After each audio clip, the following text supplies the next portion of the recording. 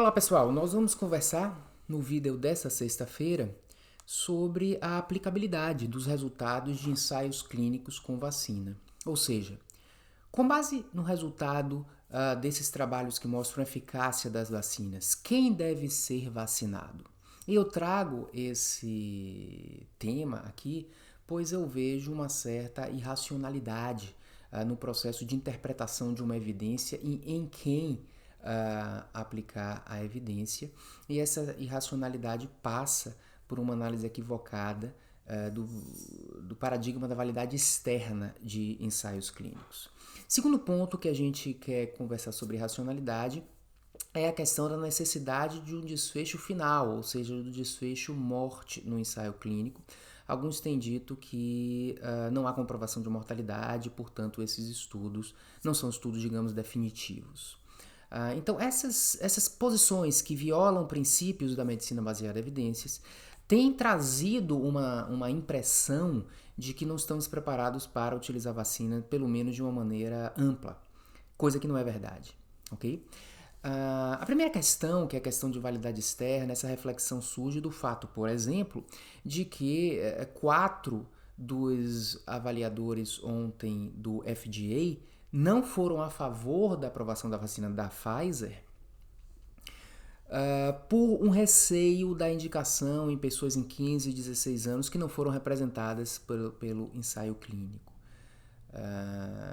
Vocês sabem que a vacina da Pfizer ontem foi aprovada, mas não foi unânime por essa questão de uma preocupação. Pô, será que eu posso vacinar uma pessoa de 15 anos ou de 16 anos se ela não participou devidamente do ensaio clínico? Essa é uma questão. Uma outra questão que remete a isso de validade externa foi o fato do Reino Unido, que começou a vacinar antes de qualquer pessoa com a vacina da Pfizer, ter determinado que pessoas com história de alergia não deveriam ser vacinadas, e essas pessoas com história de alergia elas foram excluídas desse ensaio clínico, fazendo a gente pensar que elas deveriam estar no ensaio clínico para poderem ser vacinadas, ok? Então isso é uma caricatura do paradigma de validade externa. Está incorreto, essas pessoas devem receber o tratamento. E o que está por trás disso é o princípio da complacência, que se baseia na raridade da interação. E que diz o seguinte: se um ensaio clínico tem validade interna, o importante é o ensaio clínico ter validade interna, ou seja, a informação desse ensaio clínico é verdadeira, ela tende a funcionar de forma universal, salvo poucas exceções que tem um grande motivo para não funcionar. E assim é com tudo, na verdade, não é só a questão das vacinas. Eu costumo dizer que nenhum paciente ele é devidamente representado por um ensaio clínico. Um paciente com suas características, ele não representa a média do ensaio clínico. Sempre a média dos pacientes do ensaio clínico vai diferir em uma ou outra característica de um determinado paciente. Nós precisamos do princípio da complacência. Ou seja, ele diz o seguinte: a gente é muito rígido no momento da análise da validade interna, mas esse estudo tendo boa validade interna, agora é hora da gente ser complacente e ampliar a aplicabilidade de uma evidência que é verdadeira, desde que isso seja um estudo de prova de conceito, que testa hipóteses. E são evidências fortes, metacientíficas, que mostram isso. Sempre que uma coisa é verdadeiramente validada, ela funciona em quase todo mundo. Vocês sabem que mulheres, por exemplo, são subrepresentadas em ensaios clínicos, principalmente ensaios clínicos mais antigos. No entanto,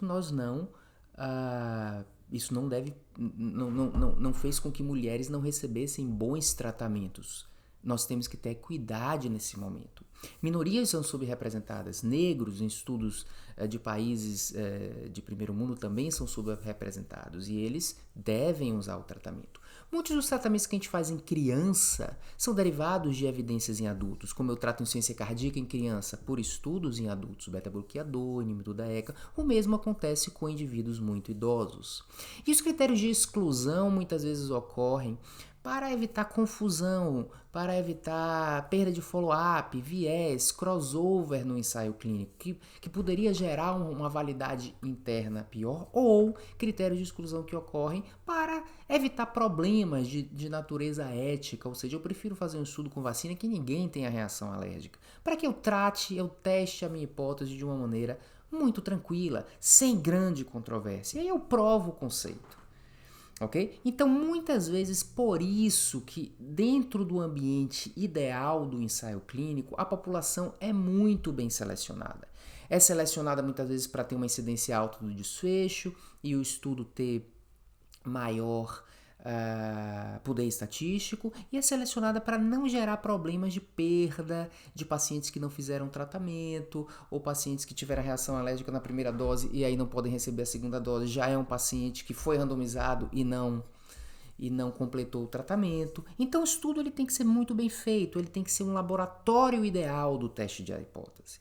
Por isso que essas pessoas são excluídas. Mas ao excluir isso no experimento não quer dizer que elas devem ser excluídas de receber o tratamento que merecem receber por ser cidadãos.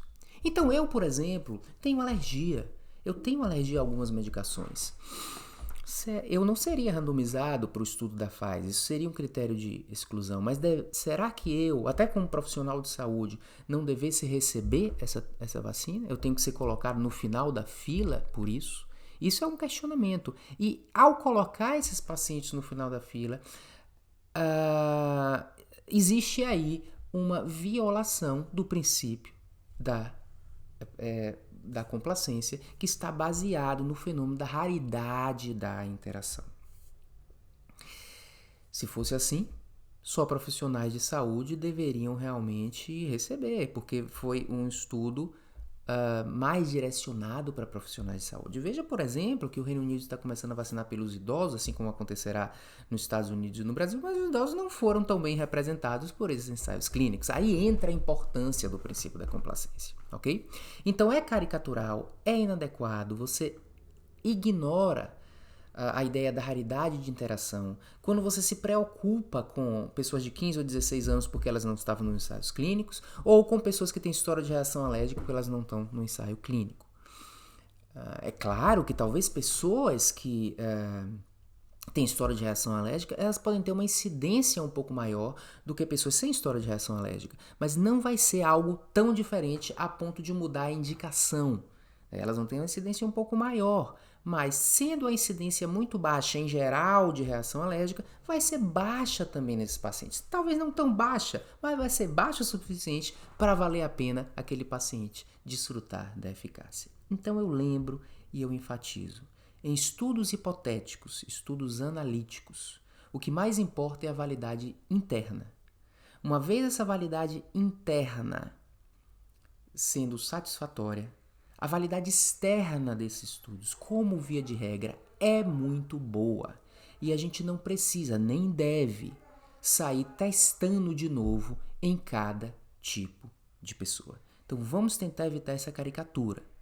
Essa caricatura, por exemplo, ela ocorreu na época lá da década de 80, da publicação do estudo pivotal que demonstrou que trombólise reduzia a mortalidade no infarto agudo do miocárdio com supra. O estudo ISIS-2. E os indivíduos, os pesquisadores, publicaram aquele estudo positivo, claramente positivo, e os revisores do trabalho pediram análise de subgrupo. Esses autores se irritaram e disseram que isso é anticientífico, porque o conceito está muito bem comprovado aqui. E, consequentemente, isso eu não preciso mostrar isso em cada subgrupo. Mas já que eles tinham que fazer para conseguir publicar esse artigo, se eu não me engano foi na revista Lancet, eles fizeram análise de subgrupo. Vários subgrupos clínicos, mas como forma de ironia, eles colocaram no forest plot da análise de subgrupo análise por signo. E o signo de Libra, que por sinal é o meu, perdeu significância. Então, por ali, eles argumentavam, se fosse para confiar em análise de subgrupo, ou se for a minha obrigação de, no meu estudo, demonstrar o benefício em cada subgrupo, a gente está mostrando que não funciona em Libra e funciona nos outros subgrupos. A gente sabe, isso foi tema de nossa última postagem no blog, E também tema de algum desses vídeos recentes aí, e eu também mencionei bastante no podcast que análise de subgrupo é um teste diagnóstico de péssima acurácia. E ela está tentando descobrir uma coisa de baixa probabilidade a priori, que é uma diferença em um subgrupo. E pelo princípio da raridade da interação, essa diferença tende a não existir. Então, o que a gente vê em análise de subgrupo geralmente é falso se estiver indo de encontro, ou seja, contrário ao resultado geral do estudo. Então, a boa ciência é: eu fiz um estudo, tem validade externa, provei um conceito, e agora, com base no raciocínio clínico, eu vejo em quem eu vou aplicar. E coisas como vacina, principalmente, devem ser aplicadas quase que de uma maneira universal, sem precisar entrar nessa controvérsia que acaba dando combustível a uma postura que eu vejo tentar surgir assim, que é um tanto quanto um semi-negacionismo da vacina, ok? Então vamos lembrar do princípio da complacência. Eu posso vacinar um índio, mesmo que não tenha nenhum índio naquele estudo. Até porque eu tenho que proteger minorias. Muito bem. Segunda colocação. Essa é mais caricatural ainda. E eu recebi hoje de um colega uma carta publicada no British Medical Journal de alguém escrevendo e dizendo que esses estudos não são definitivos das vacinas, porque eles não estão avaliando desfechos mais importantes do que pegar a Covid, como desfechos hospitalização e morte, e que a gente precisaria disso aí. Aí existe um equívoco, é o equívoco do desejo da redução de mortalidade. Nós precisamos mostrar a redução de mortalidade quando estamos testando um tratamento em pessoas que já estão com a doença. Quando nós estamos demonstrando algo que previne uma doença que mata, a gente não precisa mostrar a redução de mortalidade. Porque se eu mostrei que a doença é prevenida, é plausibilidade extrema que mortalidade será reduzida. Ok? Então, em estudos que previnem uma doença, eu não preciso mostrar redução de mortalidade. Eu posso, inclusive, calcular precisamente quantas mortes vão ser prevenidas em sabendo a letalidade do Covid. Eu não preciso nem de evidência empírica. O que eu preciso saber é se a vacina reduz Covid e o quanto reduz o Covid. Mortalidade é plausibilidade extrema que vai reduzir. Porque Covid mata em uma percentual pequena da população, mas mata. Se eu reduzo o Covid em tantos por cento, vai reduzir na mesma proporção a taxa de mortalidade da população. Então isso é uma coisa que a gente tem que deixar de lado. Cuidado, é caricatural querer criticar esses estudos porque eles não têm desfecho mortalidade. Não precisamos disso. E aí é quando entra-se na evidenciomania. Um exemplo muito frequente que se usa esse equívoco, é quando questionam que estatinas não têm benefício de redução de mortalidade em prevenção primária. Ou outro tipo de questionamento, estatinas não têm benefício de redução de mortalidade em mulheres. Estatina previne infarto. Se previne infarto e infarto mata, reduz mortalidade. Isso é inquestionável. Eu estou falando aqui de um tratamento que vai prevenir a doença. É igual a uma vacina. Então eu não preciso dizer redução de mortalidade. Mas deniers das estatinas usam muito esse argumento. Não tem evidência de redução de mortalidade em prevenção primária. Não preciso, aliás, mesmo porque pessoas de prevenção primária não morrem muito. Então não é essa a questão. Mas já basta eu prevenir infarto, que não é uma coisa tão boa. Em segundo lugar, pode ser até pequeno o tamanho de efeito, mas que vai reduzir mortalidade? Vai. Essa é a questão, é calculável essa redução de mortalidade. Então vamos evitar uma pseudo medicina baseada em evidências, que é mais evidenciomania do que medicina baseada em evidências. Se lembrando do princípio da complacência, que diz que se um estudo tem boa validade interna, ele tende a se reproduzir em diferentes ambientes, em diferentes tipos de pessoas, a não ser que haja uma grande razão para pensar o contrário. Esse princípio expande a utilidade da evidência principalmente num momento crítico como esse que a gente está vivendo. E segundo lugar, cuidado com o viés do desejo de redução de mortalidade, porque esse viés serve mais para os deniers do que para o verdadeiro pensamento médico baseado em evidências.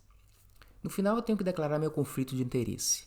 Eu sou do signo de Libra e sou alérgico.